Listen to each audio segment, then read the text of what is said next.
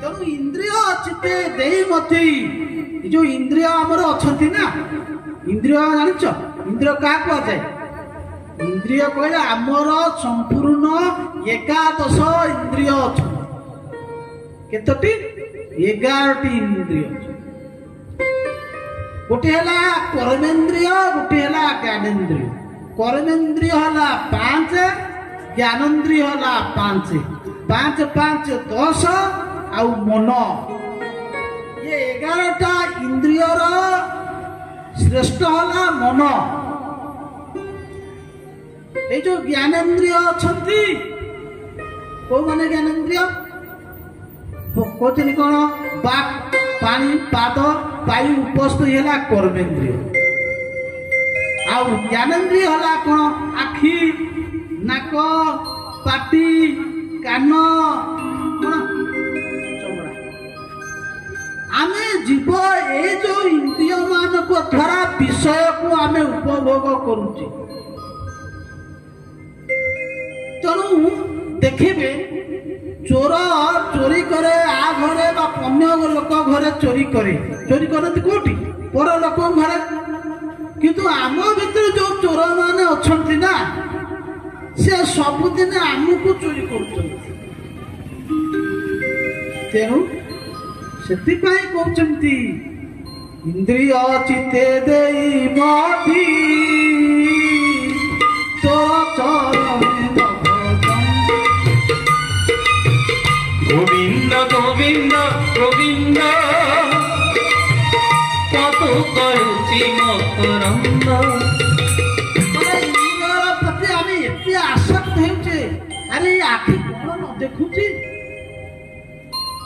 सखा उठिला ठारू शोइला पर्यंत खाली देखी चली तथापि मन बुझुना बुझुची कहल आजिकाली जो मोबाइल है कौन है पिला माने मोबाइल समस्त पाखे अच्छी कि नहीं हाँ आज युवपीढ़ी माने मोबाइल विनाश मोबाइल कौन पड़ुची नेट इंग्लिश रे नेट ओडिया रहउची कोन जाल नेट माने जाल कहले आमे माने ठीक से प्रकार नेट उपकजार रे एमिति फसी जाइछे जे सकाळू उठिला ठारू सोइला पर्यंत खाली नेट रे अछि कहले एते आखि देखि नाही तथापि मन बुझु नाही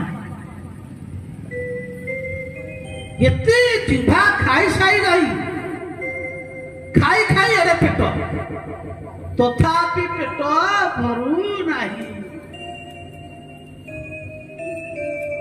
केते इंद्रिय को तमे सुखी करी इंद्रिय केबे संतुष्ट ही इंद्रिय केबे संतुष्ट ही नाही कहले झियो कहले जेमिति अग्नि रे सुहा कले अग्नि प्रबलित ही थाए ठीक सही प्रकार इंद्रिय मान को तबे जिते दब इंद्रिय संतुष्ट हम नाई इंद्रिय कहबे आहुरी दे कहबार उद्देश्य हला बयस थिला ठीक अछि बयस चली गला आखि भल थिला बेले भागवत अध्याय पढ़िले नाही जेते बेले 40 डेई जीव आखिर पावर कमी जीव मन कहूथिबो टिके भागवत पढ़ंती किंतु आखि की देखा जाउ नथिबो कान कहूथिबो टिके भागवत कथा सुनिबी मोर सत्संग कीर्तन होतबो किंतु कान खराब हे गेले आउ सुबिमो नाही जते बेले परिवा कथा जो काम आमे सते बेले कोले नाही काहे कोले नाही ना मनीष शरीर टाको आमे हे ज्ञान विराज कहले ना कहले सुदुर्लभ अनेक जन्म तप फले मनुष्य जन्म महितले भगवान कृपा करी एते दिव्य शरीर प्रदान करिसंती कोन पाई भोग करिवा पाई अरे ए तो शरीर आमे जो भोग करूचे शरीर माध्यम रे अरे ये कुकुर आउ जो अछती गध ये माने भी सही सुख अनुभव कर बोले କହିଲେ ଶୋଭିଡ଼ି ବସ୍ତ୍ର ଖରାଇ ସନ୍ତୁଷ୍ଟ ଯେନ ପଶୁ। ସେଇ ବ୍ୟକ୍ତି ସ୍ୱ କହିଲେ କଣ କୁକୁର, ପିଠ କହିଲେ ପରାହା, ପିଠ କହିଲେ ନିଷ୍ଠା ବୁଝି କଣ ଶୁକର, ପିଠ ପରାହା, ଓଷ୍ଟ୍ର ଉଟ, ଖର ରଥ। କହିଲେ ସେଇ ବ୍ୟକ୍ତି ସେଇ 4 ଜଣଙ୍କ ସହିତ ସମାନ। ଏମାନ ମାନେ ଦିନେ ଆଲୋଚନା କଲେ, କୋଉମାନେ କି କୁକୁର ମାନେ ଆଲୋଚନା କଲେ। କୁକୁର ମାନେ ଆଲୋଚନା କଣ କଲେ ନା କୁକୁର ମାନେ ମନେ ମନେ ଆଲୋଚନା କରୁଛନ୍ତି। ଆରେ ଭାଇ ଏ ସତରେ କହିବା କଥା ହେଲା, ଆରେ ଭାଇ ଏ ମଣିଷ ଠାରୁ ଆମେ ମାନେ ପ୍ରକୃତରେ ଭଲ। କହିଲେ କଣ ପାଇଁ ଭଲ? ପ୍ରଶଂସକ। ପ୍ରଥମ ପ୍ରଶଂସକ ହେଲେ କୁକୁର। କୁକୁର କହୁଛି ଭାଇ ଇଏ ମଣିଷ ମାନଙ୍କ ଠାରୁ ଆମେ ବହୁତ ଭଲ। କହିଲେ କଣ ପାଇଁ ଭଲ? ଦେଖିବେ, କହିଲେ କୁକୁର ଦେଖିବେ, ଗୋଟିଏ ଗାଁର କୁକୁର ଆସିଥିବ, ଏ ଗାଁର କୁକୁର ଯଦି ତାକୁ ଦେଖିଦେଲା କଣ କରିବ? ତାର ଟିକେ ବଳ ଦେଖେଇବ। କଣ ଦେଖେଇବ? ତାର ବଳ ଦେଖେଇବ। କୁକୁର କହୁଛି ଆରେ ଭାଇ ଆମେ ତ ପଶୁ ଜାତି, ତେଣୁ ଆମ ଭିତରେ ଏ ପଶୁତ୍ୱ ଅଛି, ଏ ମଣିଷକୁ ଟିକେ ଦେଖ। ଆରେ ମଣିଷ ବି ସେଇଆ, ମଣିଷ ଅନ୍ୟର ସିରିକି ଦେଖି ପାରୁନାହିଁ। ଯଦି ତାର କୌଣସି ବଢିଗଲା, ଦିତାଲା ହେଇଗଲା, ତା ପୁଅ ଚାକିରି କରିଗଲା, ଏ ତମର କାହିଁ ରହିଗଲା? ତା ପୁଅ ଚାକିରି କଲା, ତମର କଣ ହେଇଗଲା? କୁକୁର କହୁଛି, ପ୍ରଶଂସା କରି କହୁଛି, ଦେଖ ଆରେ ଆମେ ତ ଜାତିରେ ପଶୁ, କିନ୍ତୁ ଏ ମଣିଷ ଟିକେ ଦେଖ, ଆରେ ଆମେ ଯା ସିଏ ସେଇଆ। ପ୍ରଥମ ପ୍ରଶଂସା। ପିଠି ବଢା ଘୁଷୁରୀ, ଘୁଷୁରୀ କି ଭଲ ଖାଦ୍ୟ ଭଲ ଲାଗେ ନାହିଁ, ସବୁବେଳେ ଅଳିଆ ଖାଦ୍ୟ। ଆମେ ବି ସେଇଆ। ଓଟ ଓଟ ଓଟ ଜାଣିଛୁ ଓଟ କେମିତିଆ? ମୁହଁଟା ଟେକିକି ଥାଏ। ଓଟ ସବୁବେଳେ ମୁଖଟାକୁ ଟେକେ। ଆଉ ଓଟ ଖାଏ କଣ? ଓଟ ଖାଏ କଣ୍ଟା ବୃକ୍ଷ, କଣ୍ଟା ବୃକ୍ଷ ଖାଏ। କିନ୍ତୁ ସିଏ ରାଜସ୍ଥାନ ଗଲେ ଦେଖିବେ କଣ୍ଟା ବୃକ୍ଷ ମରି ଯାଇଥିବ, କଣ୍ଟା ଗଛ ଶୁଖିଲା କଣ୍ଟା, ସେ କଣ୍ଟା ଗୁଡାକୁ ମଡ଼ ମଡ଼ କରି ଚୋବଉଥିବ। କାହିଁକି ଚୋବାଏ? ତାକୁ ଭଲ ଲାଗେ। କାହିଁକି ଭଲ ଲାଗେ? କଣ ରସ ପାଉଛି? ଶୁଖିଲା କଣ୍ଟାରେ କୌଣସି ରସ ପାଉଛି? ରସ ପାଉଛି ବୋଲି ସେ ଖାଉଛି, କିନ୍ତୁ ସେ ରସ ନୁହେଁ। ସେ କଣ ନା ଯେତେବେଳେ କଣ୍ଟା ବୃକ୍ଷ କଣ୍ଟାକୁ ସେ ଖାଏ, ତା ପାଟିରେ କଣ হয় ନା କଣ୍ଟା ବାଜିକିରି କ୍ଷତ ହେଇକି ରକ୍ତ ଝରେ। କଣ ଝରେ? ରକ୍ତ ଝରେ। ଆଉ ସେଇ ରକ୍ତଟାକୁ ସିଏ କଣ କରେ ନା ଖାଇଦିଏ। ବଢିଆ ମିଠା ଲାଗୁଛି। ଆଉ ତୃତୀୟ ପ୍ରଶଂସକ ହଉଛି ଓଟ। କହିବାର ଉଦ୍ଦେଶ୍ୟ ହେଲା ଆମେ ଜଣେ ଜଣେ ଓଟ ସଦୃଶ। ସଂସାରର ବିଷୟ ଆମକୁ କଣ ଲାଗୁଛି ନା ମିଠା ଲାଗୁଛି। ଆଉ ଓଟ କଣ କରେ? ମୁଣ୍ଡଟାକୁ ଏମିତି ଟେକିକି ଚାଲେ। ଆମେ ଠିକ ସେଇଆ। ମୁଁ ଏତେ ବଡ ଲୋକ, ମୁଁ ସେ ଭାଇକୁ ମୁଣ୍ଡିଆ ମାରିବି, ମୁଁ ବାପା ମାଙ୍କୁ ମୁଣ୍ଡିଆ ମାରିବି, ମୁଁ ବାବାଙ୍କୁ ସାଧୁଙ୍କୁ ମୁଣ୍ଡିଆ ମାରିବି, ଗୁରୁଜନ, ମୁଁ ଏତେ ବଡ ଲୋକ। ଇଏ ହଉଛି ଓଟ।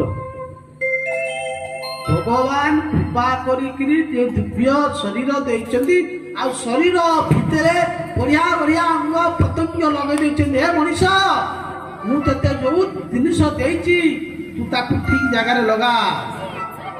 ସେଥିପାଇଁ କହୁଛନ୍ତି କଣ?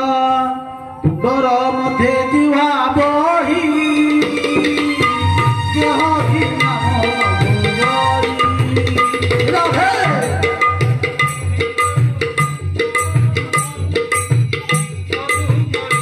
ମକରନ୍ଦ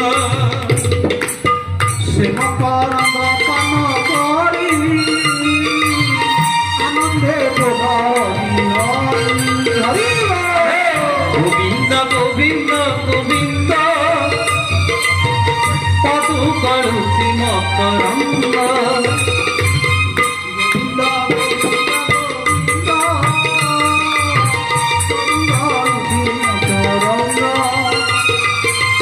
ଗୋବିନ୍ଦ ଗୋବିନ୍ଦ ଗୋବିନ୍ଦ ପଟୁ କରୁଛି ମକରନ୍ଦ। ମକରନ୍ଦ ଯୋଉ ଦିବ୍ୟ ଶରୀର ଭିତରେ ଭଗବାନ ଗୋଟେ ସୁନ୍ଦରିଆ ଜିନିଷ ଲଗେଇ ଦେଇଛନ୍ତି। କଣ ସେ ଜିନିଷ? ନା ପାଟି। ଆମକୁ ଭଗବାନ ଗୋଟେ ସୁନ୍ଦରିଆ ଜିନିଷ ଦେଇଛନ୍ତି। କଣ ସେ ଜିନିଷ? ନା ପାଟି। ଆଉ ସେଇ ପାଟିରେ ଆମେ କଣ ନ କରୁଛେ? ଆରେ ଯଦି ମୁଖଟା ନଥିବ ଆମେ ଖାଇପାରିବା ତ? ମୁଖ ନଥିଲେ କହିପାରିବା ତ? ଯଦି ଜିଭଟା ନଥିବ ଆମେ ଖନା ହେଇଯିବା। କଣ ହବା? ଖନା ହେଇଯିବା। ଯଦି ଭଗବାନ ଦେଇଥିବା ଅମୂଲ୍ୟ ଦ୍ରବ୍ୟ ଅମୂଲ୍ୟ ବସ୍ତୁକୁ ଆମେ ଠିକ ଜାଗାରେ ଲଗେଇବା ନାହିଁ, ତାହେଲେ ସେ କଣ? ସେ ବସ୍ତ୍ର ମୂଲ୍ୟ କଣ ଅଛି? କଣ? ଦାଦୁର ବାଣୀ ବୋଲି ତାରି, ଅର୍ଥାତ୍ ବେଙ୍ଗ ସହିତ ସମାନ ସେଠି। ଆଉ ଭଗବାନ ଚକ୍ଷୁ ଦେଲେ, ଆଉ ଚକ୍ଷୁରେ ଯଦି ଭଗବାନଙ୍କୁ ଦିବ୍ୟ ଦର୍ଶନ କରିବା ନାହିଁ, କାନରେ ଭଗବାନଙ୍କର କଥା ଶୁଣିବା ନାହିଁ, ତାହେଲେ ଏ ଶରୀର ଦେଇକିରି ଲାଭ କଣ? ତାହେଲେ ପ୍ରଭୁଙ୍କ ସେବା ତ ଲାଗିଲାନି। ତାହେଲେ ଶରୀର ହଉଛି କଣ? ନା ବୃଥା ହେଇଗଲା। ସେଥିପାଇଁ କହିଲେ ନା ସର୍ବ ଶରୀର ମତେ ସାର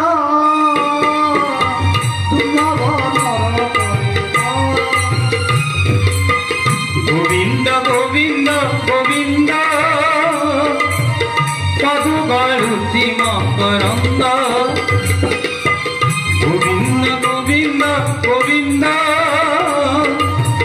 ପଦୁ ଗଳୁଛି ମକରନ୍ଦ ଭଗବାନ କି ଏବେ କହିଲି ତୁଣ୍ଡର ମধ্যে ଜିଭା ହୋଇ ଯେ ହରିନାମ ନ ଭଜଇ, ମାନେ ହରିନାମ କଣ? ନା ଭଗବାନଙ୍କର ନାମ। ଭାଇ ମାନେ ଗୋଟେ ହରିବଳ ଦେବେ, ମା ମାନେ ଗୋଟେ ହୁଳହୁଳି ଦେବେ। ବୋଲେ ଆନନ୍ଦ କେନ୍ଦ୍ର ଭଗବାନ କି ପଞ୍ଚ ଭାଗବତ ବସି ପଢୁଥା, ପଞ୍ଚ ଭାଗବତ ବସି ପଢୁଥା, ପରମ ଗୁଣରେ ପରମ ଫଳେ ବୁଝି ସୁଝି ନିଶ ମରୁଥା। ପଞ୍ଚ ଭାଗବତ ବସି ପଢୁଥା, ପଞ୍ଚ ଭାଗବତ ବସି ପଢୁଥା, ପଢୁଥା ଭାଗବତ ବସି ପଢୁଥା, ପଞ୍ଚ ଭାଗବତ